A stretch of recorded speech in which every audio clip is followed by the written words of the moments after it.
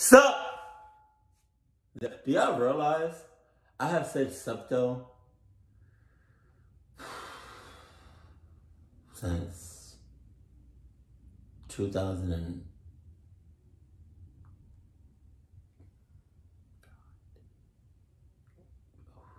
I want to say,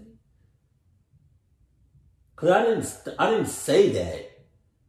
I didn't say that from the start. I did not say that from the start. But I'm just saying, I've said that for a very, very, very long time. But let's get it. Sup? No. I'm a bartender. Right. And to me, bartending is about so much more than just serving drinks. It's about community. Right. So you can only imagine how heartbroken I was when the pandemic hit and we were basically forced to just close our doors indefinitely. I tried to find other sources of income. So bring the bar to your home. That's an option. I did okay, but just not nearly enough to live comfortably.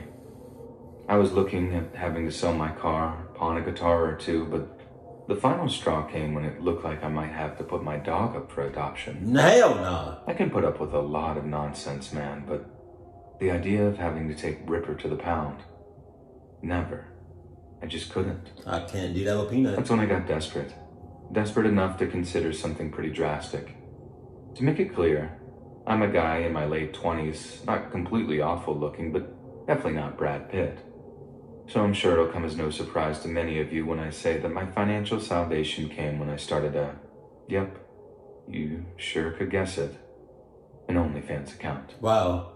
It all started when I heard two of my friends talking about dad bots. Dad bots? I thought he said dad bots. I was like, what the hell is that? Beer gut, she said with a giggle. But I don't know, the slightly out of shape look, it just feels real, and besides, gym rats just don't seem fun, you know? Dad bods are chill. That was probably some bad phrasing on my part, but you get the picture. The whole dad bod thing had been around for a while. But when I told her what do you think, and she brings up this OnlyFans profile of some Nick Offerman looking dude who had a ton of posts up, all with a buttload of likes and comments. This guy makes thousands of dollars a month. His profile is free to sub too, but he does a bunch of request stuff too. Watch. I'm like, no. Thinking she's about to show me this guy's junk or whatever, but no. Apparently the guy did tuck you in videos or good morning sweetie videos where he pretends to wake up next to you before offering you breakfast and stuff.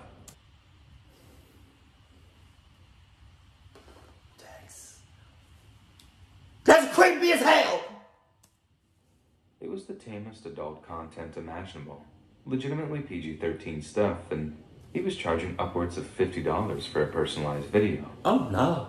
The whole rest of my shift, I kept thinking about that guy, thinking how happy he must be to get all this money, and his following was so wholesome too. Is it that wholesome with him biting his bottom lip? What was that thing on Instagram? Bottom lip check or something? On 3?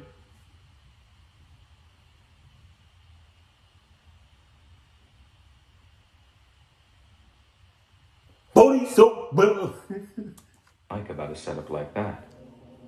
Sure, I bet there was some steamier stuff behind a paywall somewhere, but come on. A few $1,000 a month just to tell some girl to sleep well? That's what I'm saying. Why couldn't I get a piece of that sweet, sweet OnlyFans money? Pause. But nah, I'm not that guy, or at least I wasn't. I had all the confidence of a 2-day-old fawn back then, but then again, I suppose desperation drives us to do an attractive username. I had to take a display picture selfie and banner picture. It was a whole thing. I was doubting myself the entire time, but I still went and did it, and since all the pictures were as anonymous as I could make them, those masks helped to protect more than just my breathing, I suppose. I wasn't all that concerned about getting found out. Besides, that would pretty much be the end of the whole thing. It wasn't like I was going to actually get any followers or anything, right? Right? Well, wrong. Because maybe 3 days after, just when I was starting to forget about the whole thing, I get an email notification from OnlyFans I'd set up my sub fee to $4.99. Then when I checked the payout section, boom, like $4 was headed into my bank account at the end of the month as an upfront charge. I also had a direct message that just read, "Loving your pictures. Can't wait to see more." Oh no. Thanks.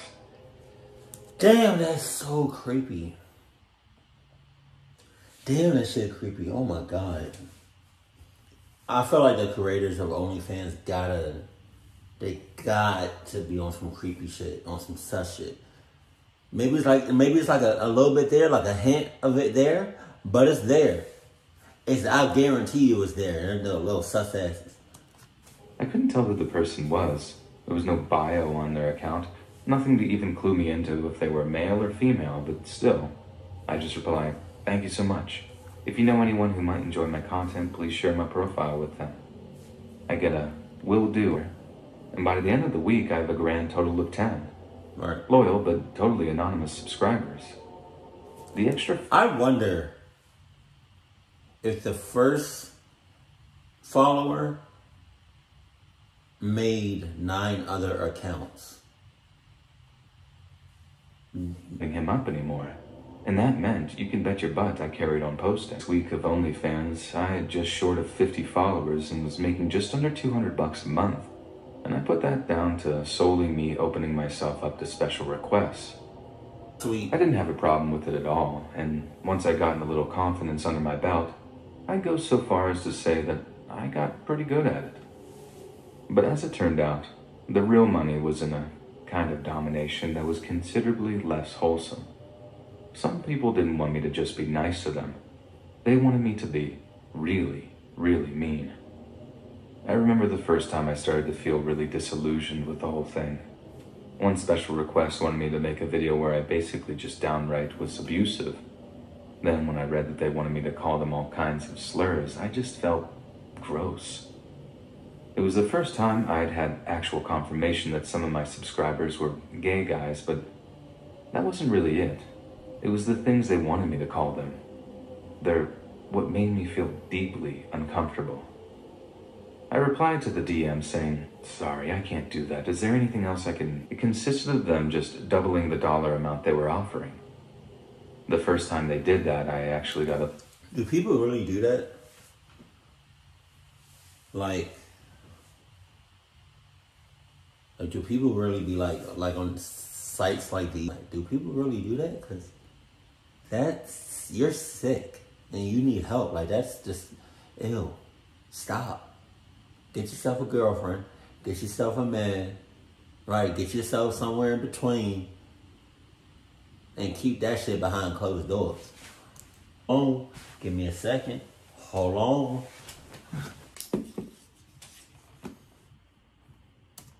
It consisted of them just doubling the dollar amount they were offering. It was about principle, not making money. So you can guess how straight up gross I felt when they threw a 4-figure amount at me. And I feel gross just typing this, but yeah, I accept it. I called them some of the most despicable things that have ever come out of my mouth. And you know, I did a pretty good job of it too. I wanted that money. Okay, I understand. Your damn eyes gotta be looking like that? Jesus. And it's honestly shameful how quickly I abandoned my principles. I felt bad, really bad, for like a few days, but when another offer came in from a different user asking the same thing for the same price, I just couldn't say no. The bar wasn't even paying us any sort of unemployment anymore. We were like 3 months into lockdown and the money just sort of dried up. So by then, whether I liked it or not, I was almost entirely dependent on OnlyFans for my income. And when the requests got worse, I had little choice but to fulfill them. Looking back, I shouldn't have let it escalate. I could have kept things at the level they were at and still lived pretty comfortably until the New York City bar scene opened up again.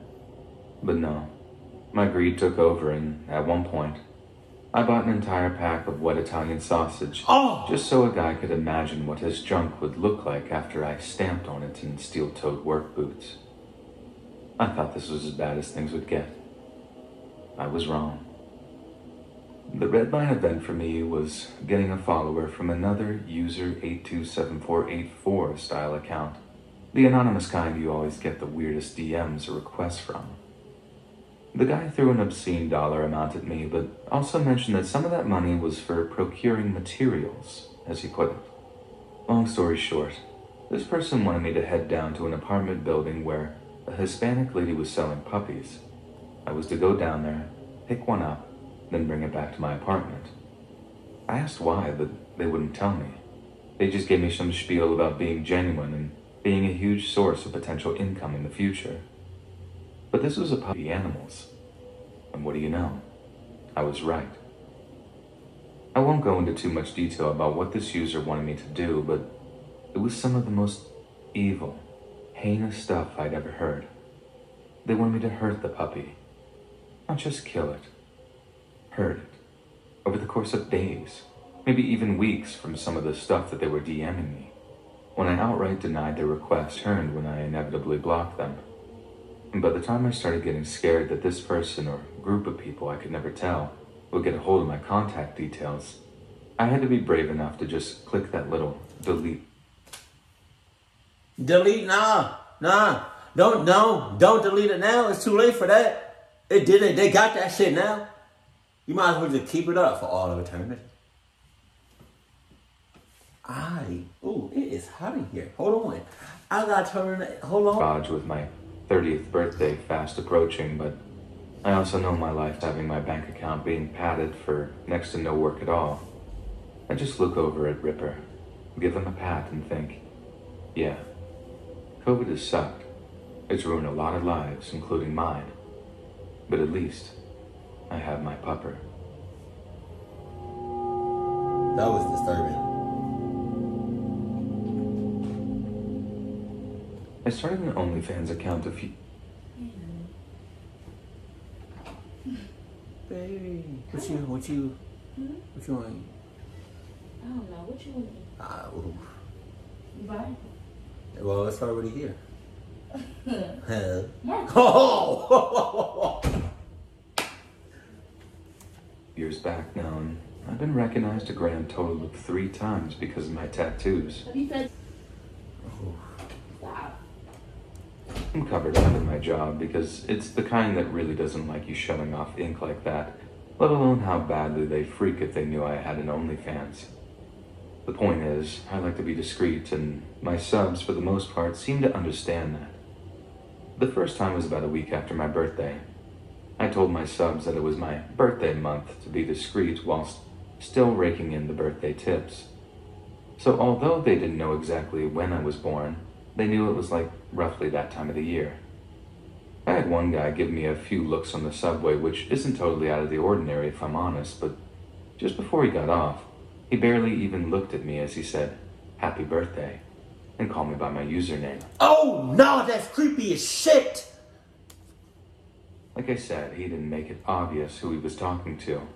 He just ghosted immediately after, and there was no other interaction. Bright red and said, "Oh my god," and literally zoomed away like I was going to attack him or something. Oh shit. Granted, he could have been just having a moment, but trust me, when you have an OnlyFans, you just sort of know where people recognize you from. Anyway, now for the 3rd time, and by... I know how that feels, because when I remember when I first started getting noticed on YouTube, I wasn't used to that, you know what I mean? And people still do this, but back in the day when I wasn't used to it, people would just like stare at me. In my head, I would just be thinking, what the hell are you looking at? What do you stop looking at me? You weird, creepy shit ass. Stop looking at me like, what are you looking at? And then after like 10 minutes of them looking at me, they would say, are you Gator or do you do YouTube? I'm like, yeah. Now when people do it, they still look at me, they still stare at me. But I mean, I would engage in conversation. I wouldn't bring up YouTube, but I would let them bring it up. But yeah, I enjoy the interactions though. It's nice. It's awesome. It's a very humble experience. But the first time, I don't show my face on my OnlyFans, but I did used to show my tattoos, though not anymore. God bless those cute arm sleeve things. So, ignore him while I carry on reading and drinking my coffee. I half expected him to keep moving, but he didn't. He sat down next to me and started calling me by my username. Oh my God! I know me. So I continued to deny it while also shooting him this look that tried to say, dude, stop. It's me, sure, but please just shut up. But then he reacts in such a horrid, violent way, like, what? You think I'm dumb, huh? You'll take my money? The money I work my butt off for, and you won't even acknowledge me in the street? That was his cue to just go off. And this guy just tore into me while an entire coffee shop and passers-by looked on. I'd rather not give him the satisfaction of repeating what he said or go into detail about I might not have been nearly as lucky, and I might not have walked away at all. Wants to profit from sharing pictures of themselves or their body, that's totally their right, and I respect that. I'm not casting judgments on anyone who chooses to do so. But let me be clear. OnlyFans just about ruined my life, and I've never even set up a profile. It all kicked off not long after I broke up with a guy I'd been dating for about 3 to 4 months. As a single mom, it's way harder to get dates than I'd like it to be, but this guy's off when you've got a child from a prior relationship. So very much. Having a 6-year-old son, the whole thing's so refreshing and mature that by the time Richard asked me out, I just about bit his arm off accepting the invite.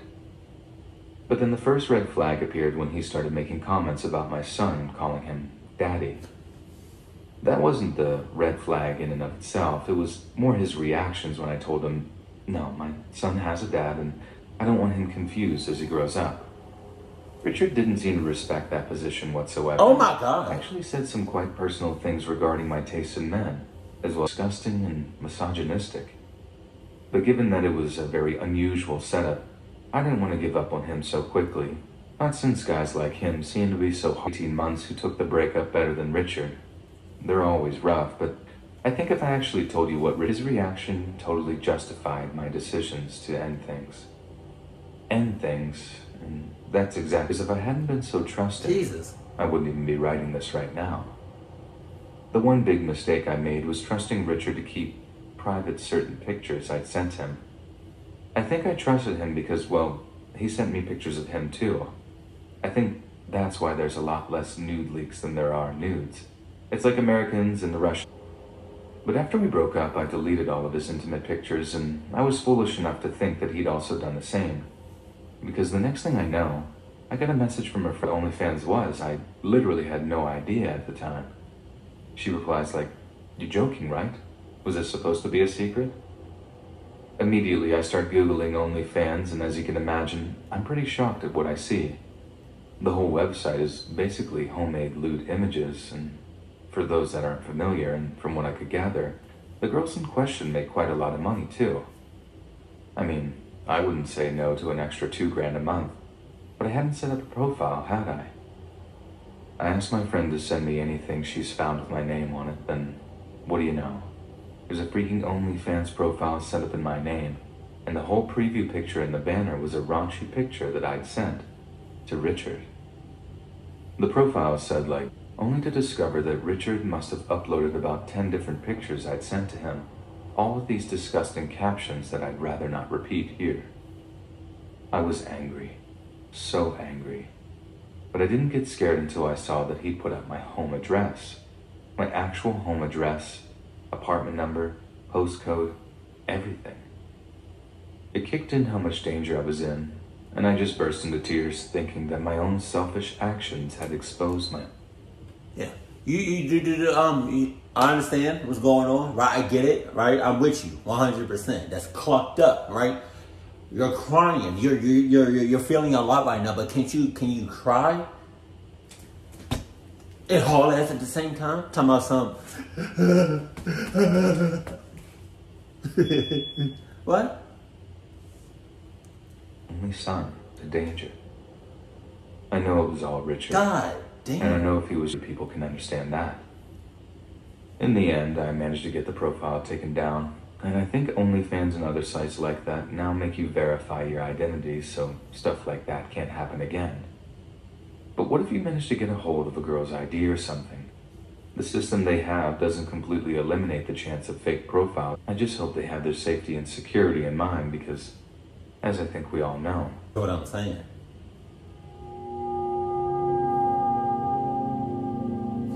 Why the son looking at the mom like, you sent him that shit? Jesus.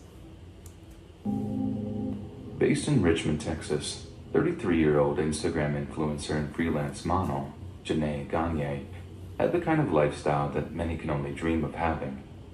Having amassed over 2 million followers on her various social media profiles, Gagne reportedly netted a six-figure income as a result of her many sponsorship and endorsement deals. Damn.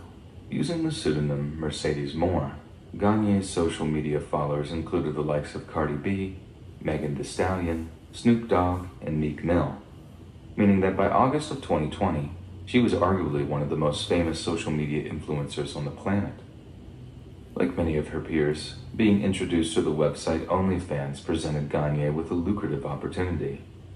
Interact even more intimately with her gargantuan online following, whilst also opening up a potentially, not even some of her friends knew her real name. They just called her Mercedes. I moved my sheer number of people following her online. It scared me, he continued.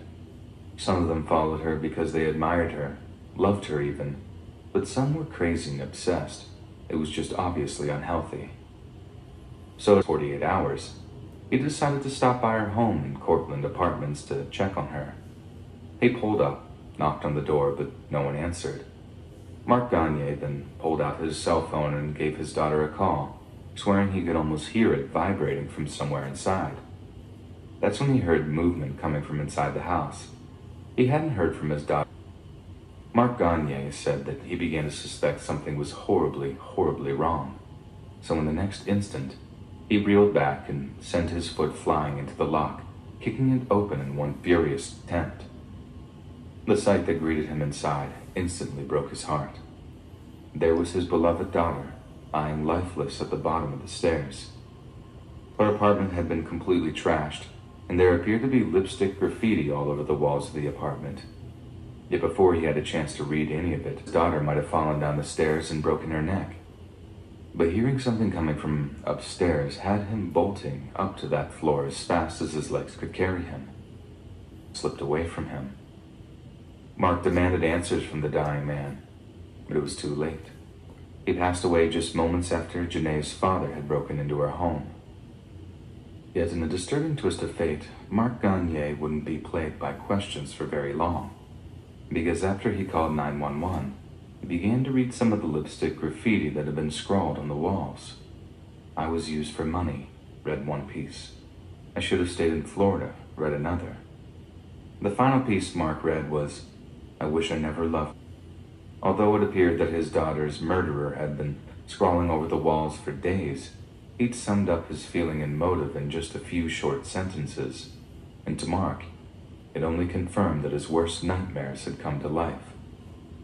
Janae's killer turned out to be a 34-year-old Florida man by the name of Kevin Ocortho. "I don't even know how he found her," Mark Gagne later said. "I guarded my daughter. I wouldn't even let her friends know where she lived. Police still don't know how or when he got to Texas. There's so much that's still a mystery." The news of her death, but few of the tributes seemed to address the causes of her death.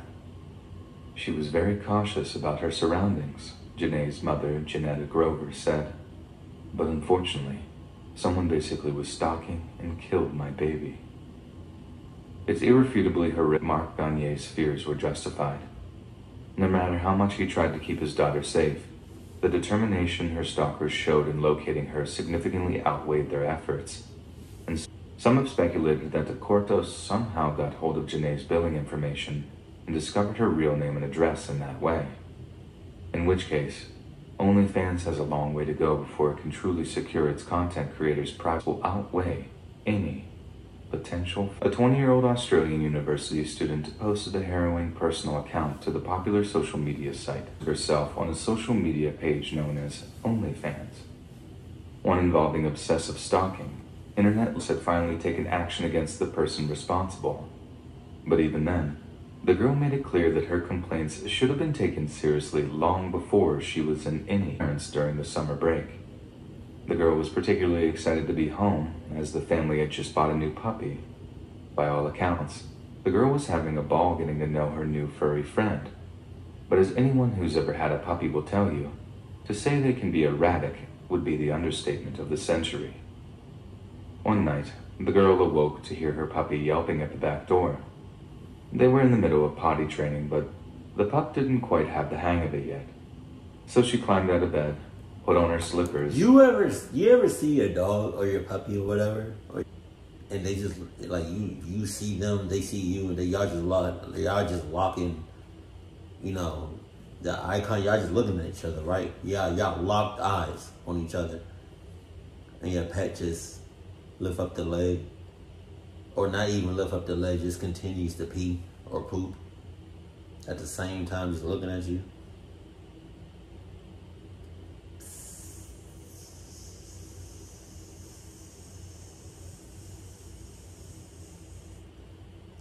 That should be so funny. Like, yeah, master, get off, move.